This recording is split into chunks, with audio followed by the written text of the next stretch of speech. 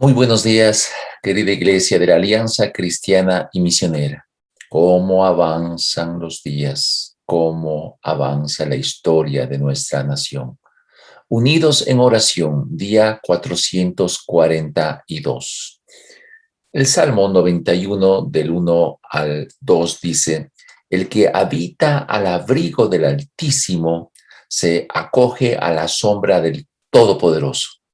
Yo le digo al Señor: tú eres mi refugio, mi fortaleza, el Dios en quien confío. Basándonos en este texto de la Iglesia Nacional, quiero saludarles en el nombre del Señor y agradecer a Dios por lo que Él nos ha permitido que día tras día los pastores de la Alianza Cristiana y Misionera podamos tener un tiempito especial de unidos en oración a nivel nacional.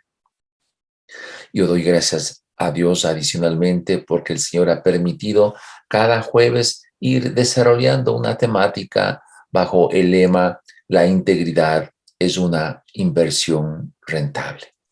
Tengamos un tiempo de oración para iniciar esta reunión. Unámonos en oración. Padre querido, tu palabra nos dice: el que habita al abrigo del Altísimo se acoge a la sombra del Todopoderoso.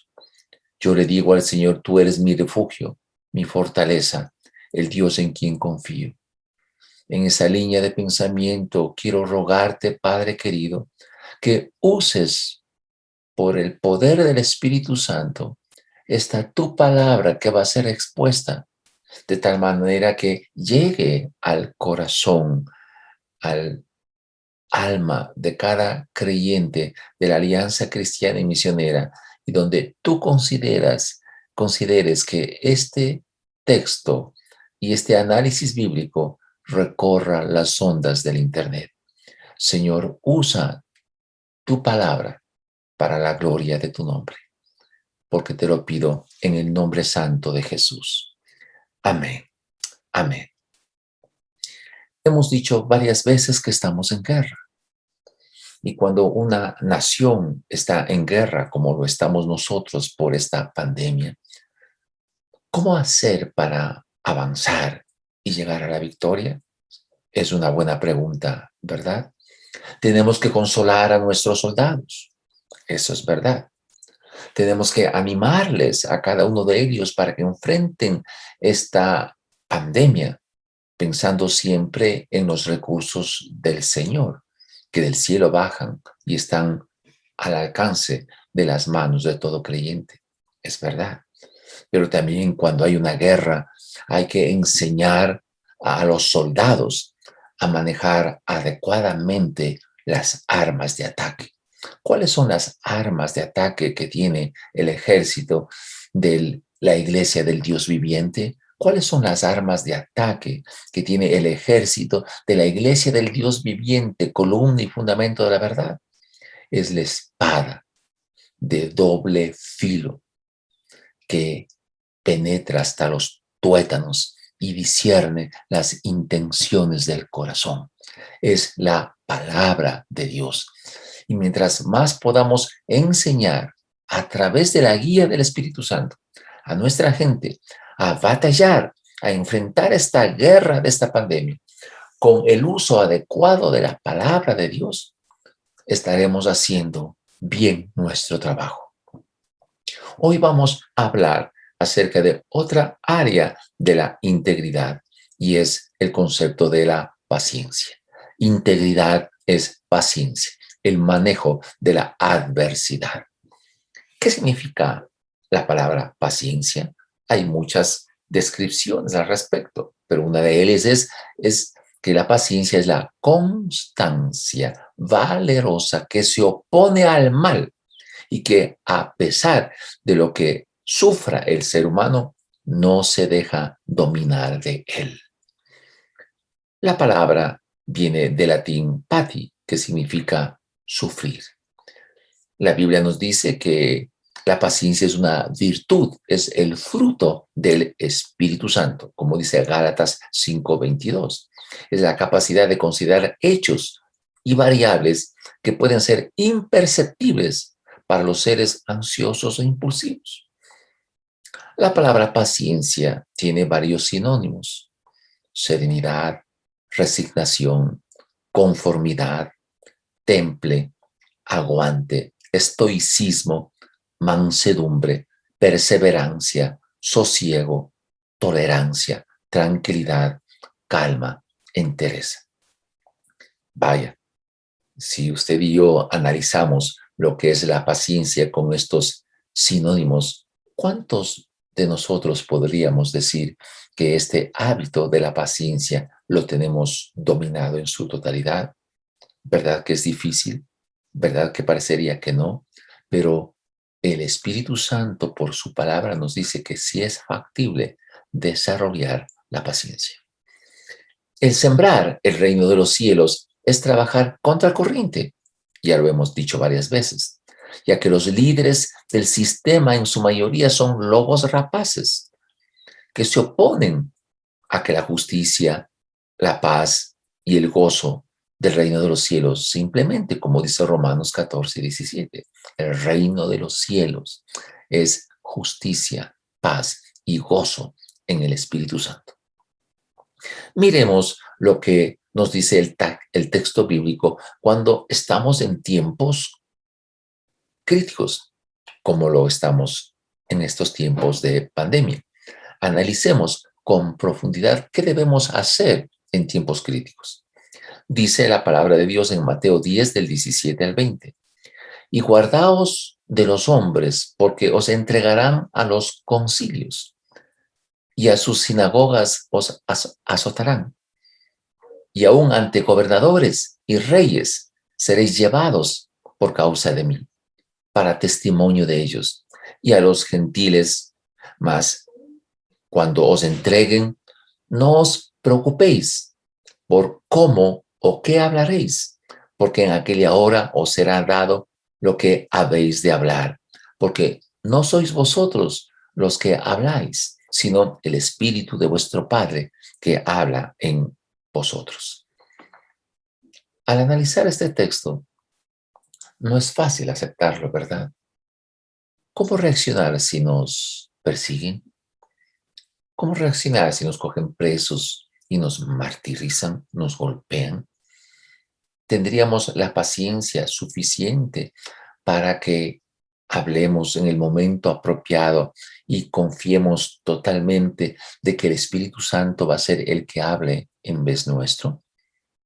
Notemos que no es fácil, porque debemos entender una cosa: el pregonero del reino de los cielos va a ser silenciado y buscará ser silenciado, porque siempre la verdad ofende al que está contagiado con el virus del pecado. Eso es una realidad. El texto me dice que hay que tener paciencia y no hay que preocuparse de lo que se va a decir, porque en el momento apropiado el Espíritu Santo será que use las palabras adecuadas para decir. Frente a esta realidad, la paciencia no es un atributo en el ser humano fácil de conseguir. Se requiere una buena musculatura espiritual para lograrlo. En ese sentido, permítame exponer que la paciencia, es decir, el manejo de la adversidad, analizarla en 5 áreas. La primera, la paciencia implica la necesidad de desarrollar hábitos espirituales. 2, la paciencia se lo consigue a través del manejo de la adversidad. 3, la paciencia permite desarrollar entereza de carácter para vivir en esperanza. 4, la paciencia permite cumplir las metas trazadas cuando somos claros en que estamos aquí en este mundo para cumplir el propósito de Dios. 5, vamos a analizar un punto hermosísimo que es la paciencia de Dios. Analicemos uno por uno los hábitos espirituales. Romanos 8, el capítulo 13, dice: porque si ustedes viven conforme a ella, a la naturaleza carnal se refiere, morirán.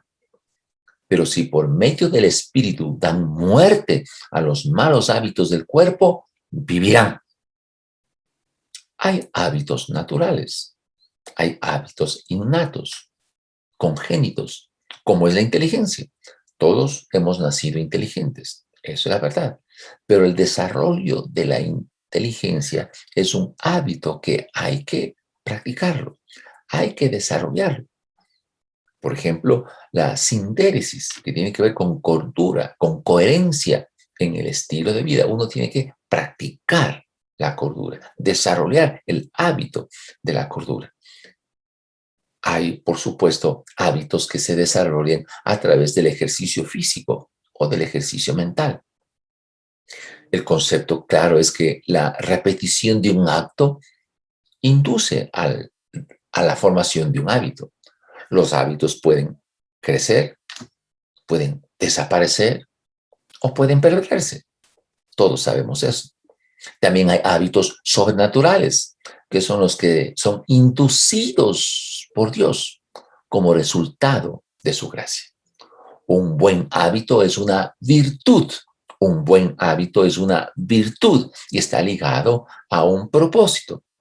Un mal hábito es un vicio y este constituye un despropósito. Solo el Espíritu Santo puede dar muerte a los malos hábitos, como la ira, el enojo, la malicia, la calumnia, el lenguaje obsceno. Como dice el libro de Colosenses, el capítulo 3 del versículo 8. Y darle a la persona la capacidad de revestirse de buenos hábitos. Por lo tanto, el Espíritu Santo puede formar buenos hábitos como son la bondad, la amabilidad, la paciencia, como dice Colosenses 3:2.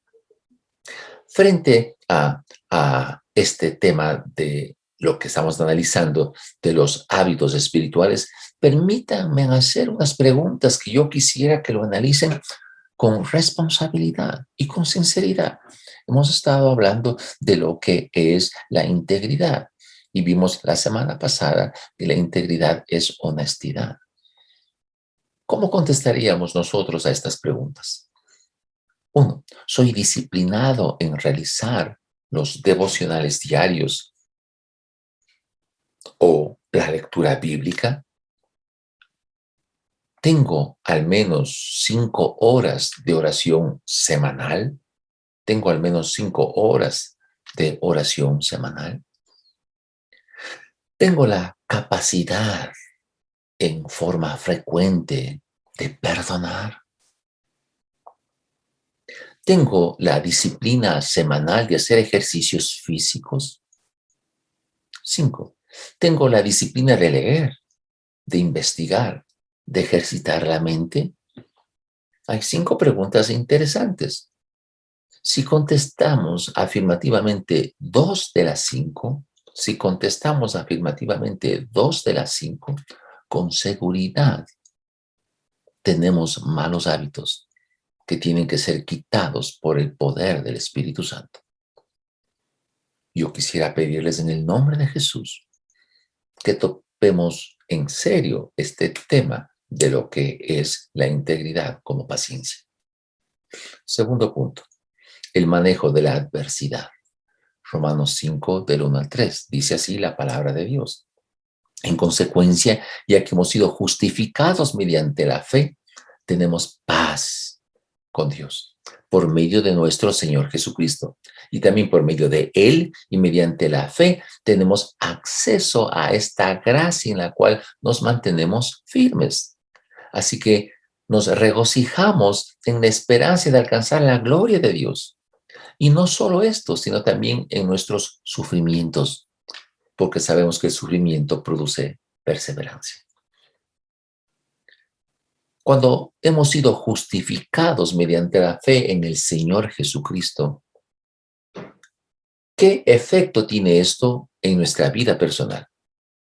Según el texto bíblico de Romanos 5, del 1 al 3, podemos decir lo siguiente.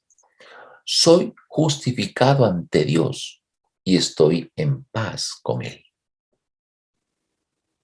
2. tengo acceso a la gracia de Dios. 3, ese acceso a la gracia y por la fe en Jesucristo me permite mantenerme firme. 4, tengo esperanza de ser portador de su gloria.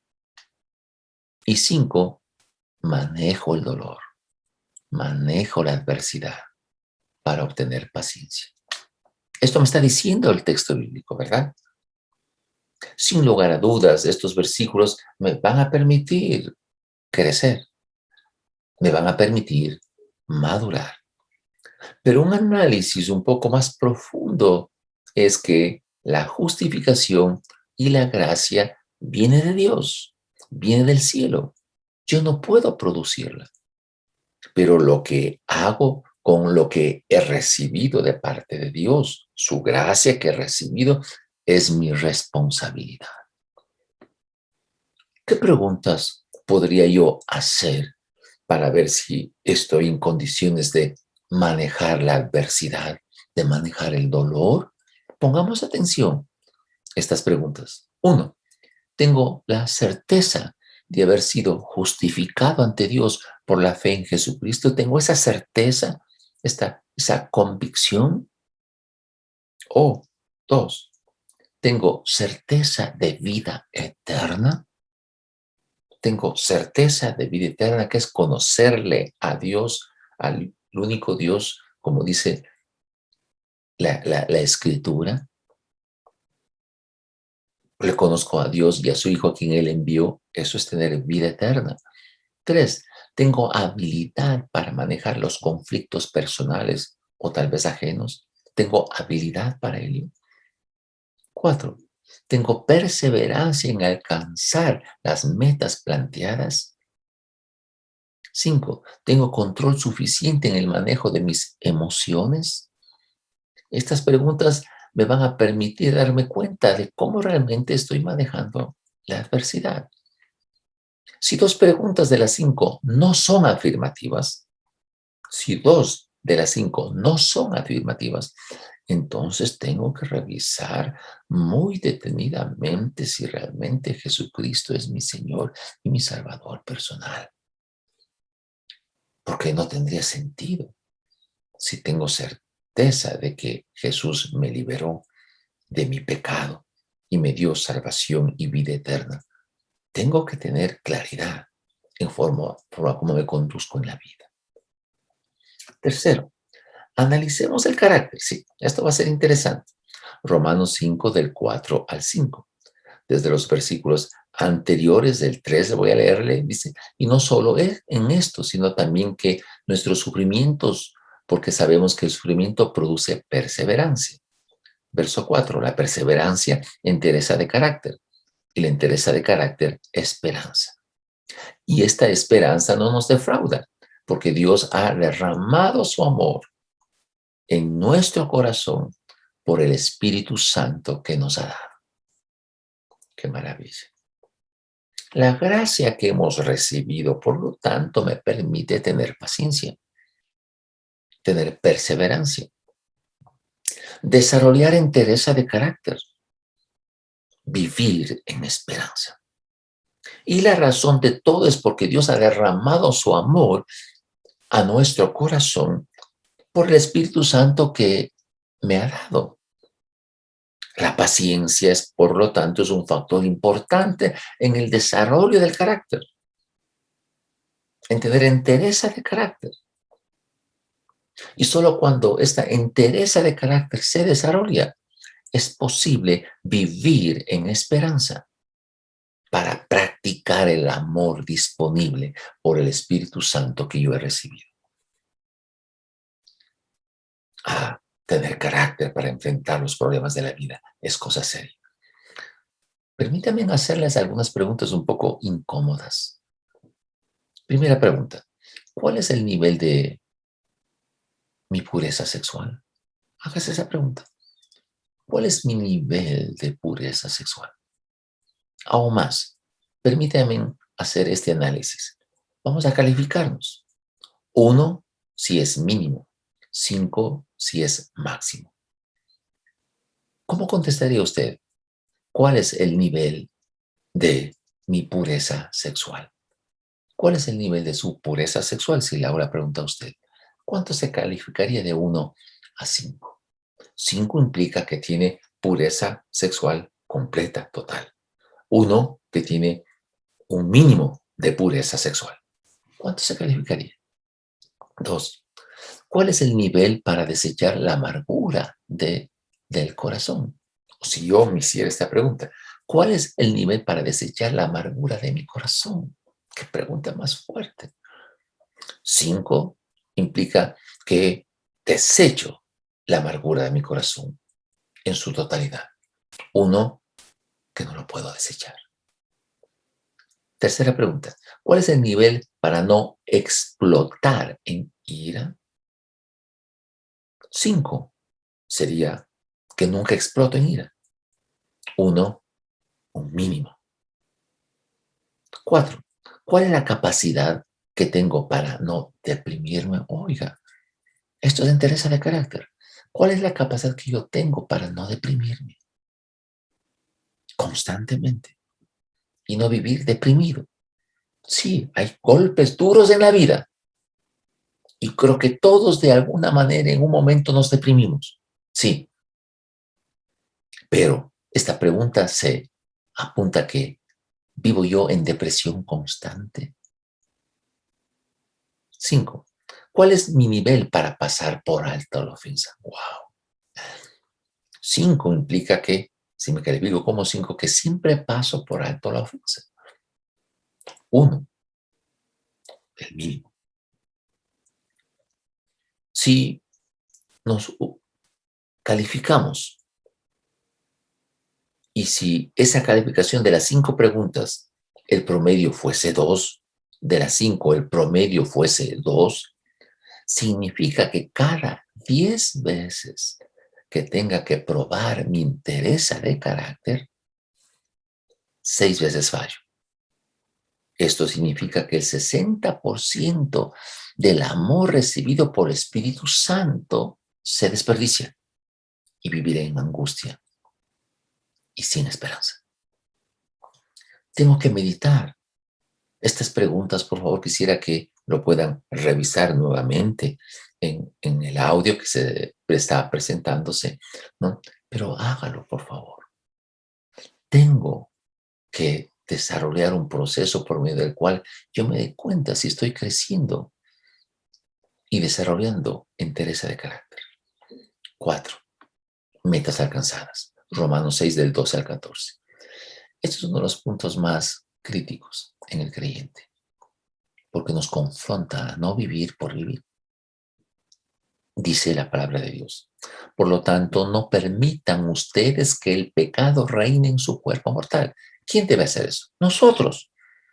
Dice el texto. Por lo tanto, no permitan ustedes que el pecado reine en su cuerpo mortal, ni obedezcan a sus malos deseos.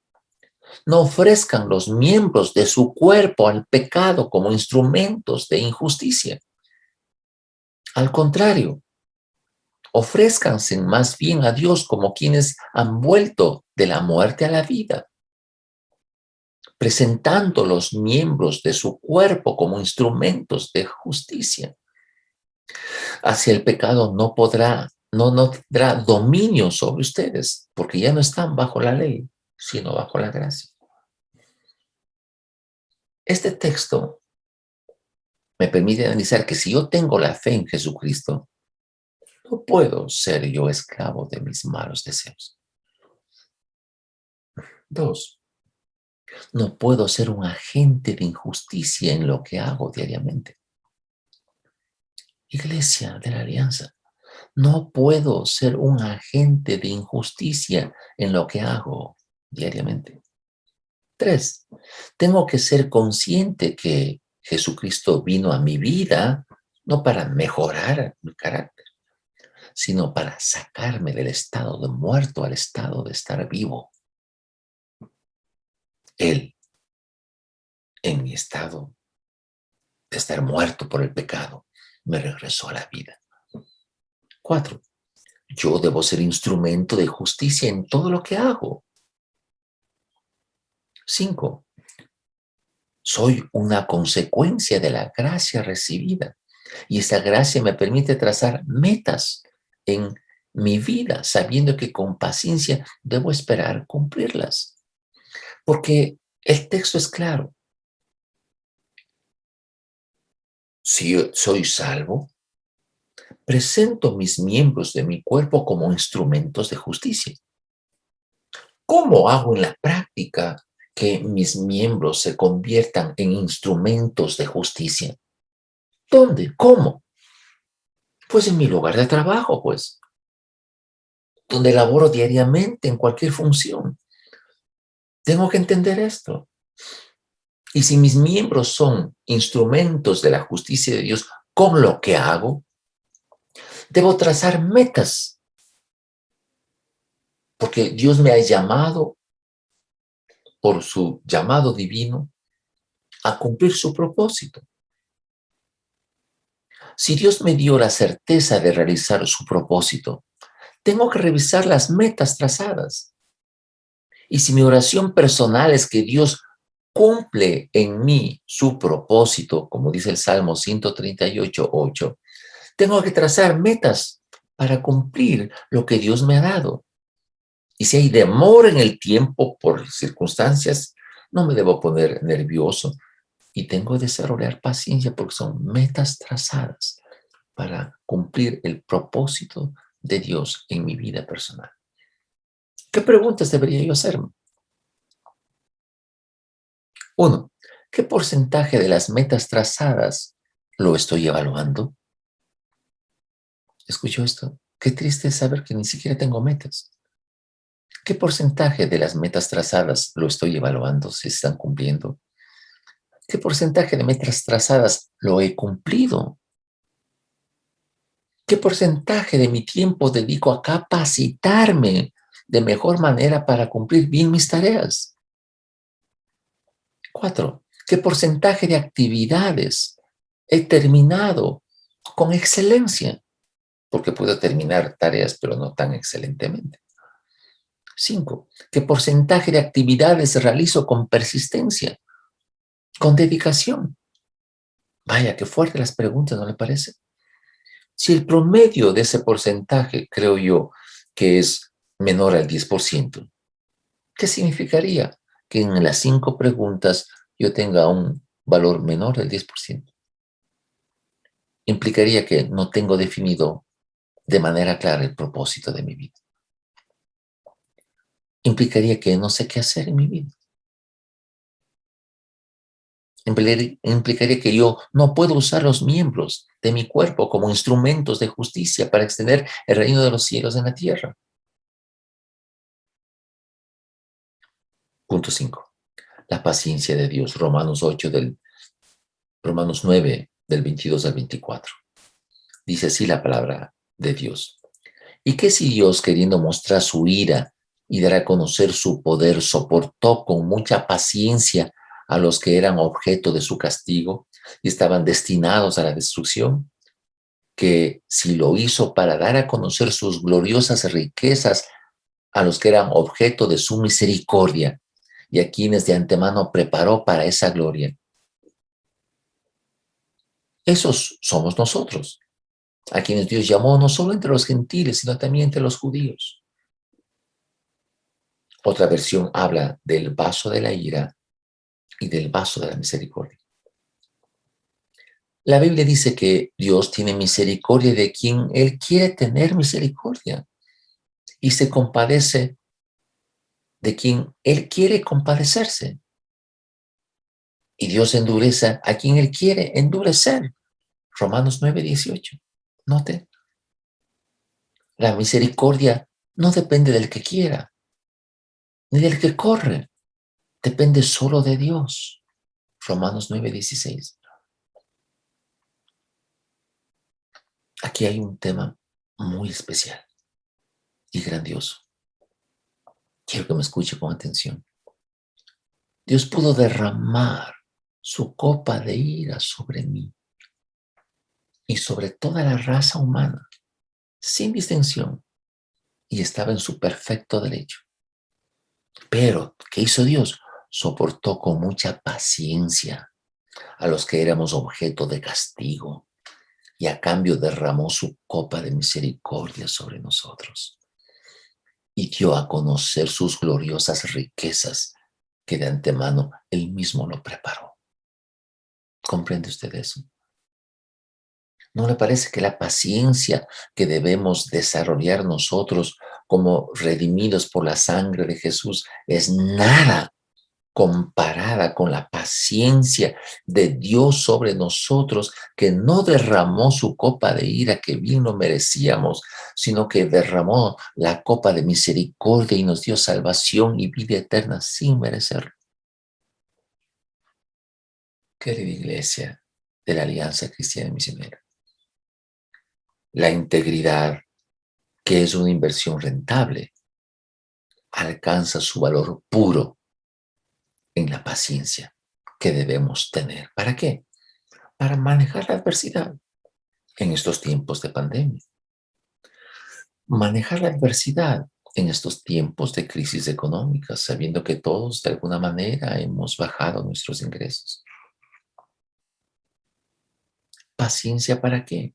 Para manejar la adversidad en estos tiempos de crisis políticas, en estos tiempos de incertidumbre.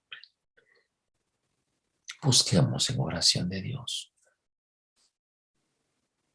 Espíritu Santo, te ruego en el nombre de Jesús, Espíritu Santo, que nos hagas comprender y entender que la forma pura de una vida de integridad implica que cada uno de nosotros desarrollemos este hábito de la paciencia. En desarrollar hábitos espirituales y con la ayuda de tu espíritu matemos nuestros malos hábitos. Que manejemos la adversidad, que manejemos el dolor, porque el manejo del dolor nos permite desarrollar paciencia. Que desarrollemos una entereza de carácter. Cuando tengamos paciencia, desarrollemos la entereza de carácter, que me permite vivir en esperanza, no en angustia, no en dolor, no en depresión, vivir en esperanza y percibir el amor que Dios ha derramado sobre nosotros por el Espíritu Santo que nos ha dado. Permítenos, Espíritu Santo, a que si sabemos que tú nos has llamado y que tenemos una vocación por llamado de Dios, que hayamos trazado metas espirituales, planes para desarrollar y sembrar el reino de los cielos. Y esas metas deben ser evaluadas, analizadas, y la paciencia es fundamental para pedir a Dios que lo cumpla en el tiempo que Él lo quiera. Y gracias en especial, porque tú, oh Dios, no derramaste la copa de ira sobre nosotros, sino que derramaste la copa de misericordia. Gracias, Señor, por la obra redentora de Jesús. Gracias por todo lo que tú has hecho por nosotros. Señor, pero también oramos por nuestra realidad ecuatoriana, por el sector ganadero, por los pequeños comerciantes de alimentos que están atravesando momentos difíciles en su economía debido a la pandemia. En el nombre de Jesús, levante el comercio. Te rogamos, Señor. No nos mires a nosotros. A tu nombre, gloria, Señor. Pero permite que se desarrolle la economía en nuestra nación. Que todas las protestas que se están suscitando en las calles de nuestros países de Colombia, Brasil, en contra del gobierno nacional, puedan calmarse, aquietarse y que se pongan de acuerdo entre el pueblo y el gobierno. Señor, en el nombre de Jesús te lo ruego. Te pido, Señor, por todos los miembros de la Junta Directiva Nacional, por nuestro presidente, el pastor David Mutre, y toda su familia, que el Señor les fortalezca grandemente y les dé la provisión que lo requieran.